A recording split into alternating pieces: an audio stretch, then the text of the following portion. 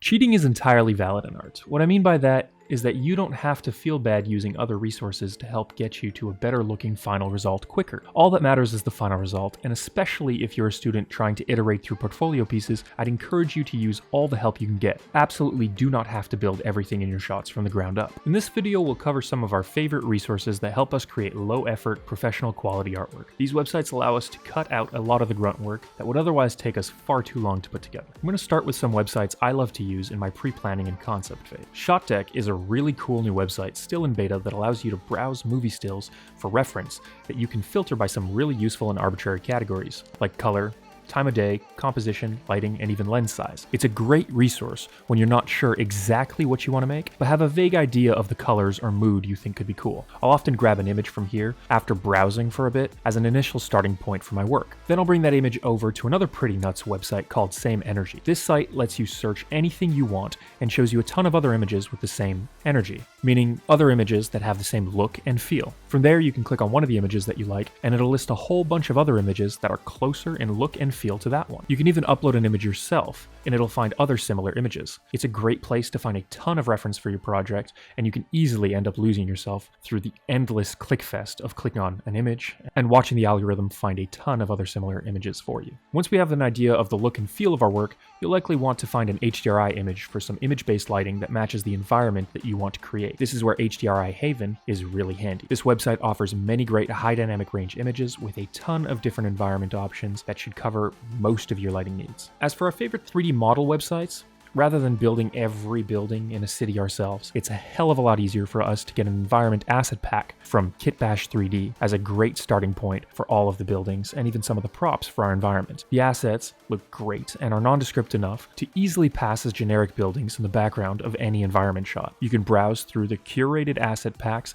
and pick the themed pack that best suits the style of your piece. TurboSquid is another very popular site for 3D artists. This website is probably the most commonly used in the VFX industry, as they provide pre-built high-res assets that have to comply with their quality standard. This is our go-to for getting specific individual hero assets, as they have an extensive catalog of almost anything you can think of. 3D Scan Store is a great resource for picking up high-quality 3D scans of human characters, depending on your needs. You can get nicely retopologized meshes, as well as some écorché models to help you study anatomy. Quixel Megascans, recently acquired by Epic Games, is another great resource for 3D scanned models. While 3D Scan Store focuses on scanned humans, Megascan has a variety of incredibly high fidelity scanned environment assets. They have a huge amount of forest assets, but also many other high-res props that you'll undoubtedly find some use for in your work. Another lesser known but really useful website for 3D models is My Mini Factory's Scan the World. The website mainly focuses on 3D printed model, but has a section where community members submit high quality 3D scans of sculptures and other cultural artifacts that you can download,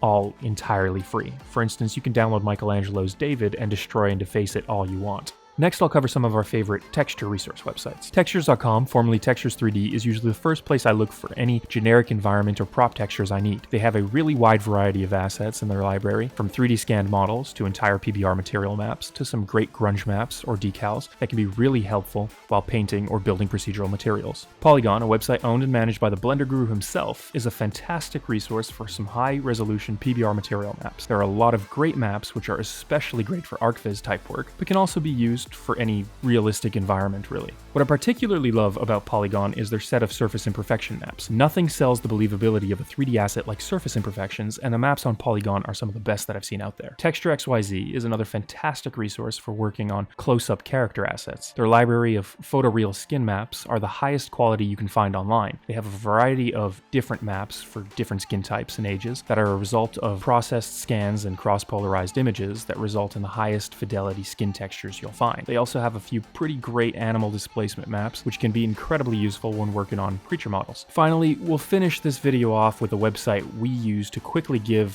some life to our shots without spending all the time it takes to rig and animate a character. Mixamo is an amazing resource by Adobe that lets you either download an existing character from their library or upload one of your own, target its bones in a few simple clicks, and apply an animation from their motion capture library. The process is ridiculously easy, allows you to download the result as a rigged and animated FBX file, and is all 100% free. free. By combining all of these resources together, building a shot from everything available to you, you can pump out amazing looking work and iterate through projects quickly. Remember that it's entirely valid to use these resources in your portfolio work, as long as you don't claim to have built the parts that you downloaded. The final result of putting everything together and highlighting the aspects of the work that you did work on yourself is what's important in your work. Follow us to watch the video coming up in the near future to see how we make use of all of these resources in practice and how we assemble a shot from scratch using these assets.